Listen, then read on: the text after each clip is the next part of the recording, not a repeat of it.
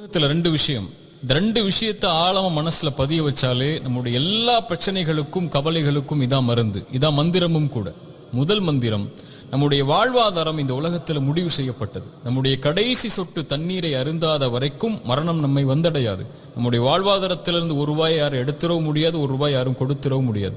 நம்முடைய தாயுடைய கருவறையில் நாம் உதயமாவதற்கு முன்னதாகவே இந்த வாழ்வாதாரம் முடிவு செய்யப்பட்டது. முடிஞ்ச வரைக்கும் முயற்சி செய்யணும், அல்லாஹ் கொடுக்கறத கொண்டு திருப்தி ஆயிரணும். ரெண்டாவது மந்திரம், இந்த உலகத்தில் எந்த ஒரு தீமையும் சோதனையும் பிரச்சனையும் கவலையும் நம்மை வந்தடையாது இறைவன் நாடாத வரைக்கும். வருவது நலவு. குர்ஆனுடைய இந்த வசனத்தை கேளுங்க.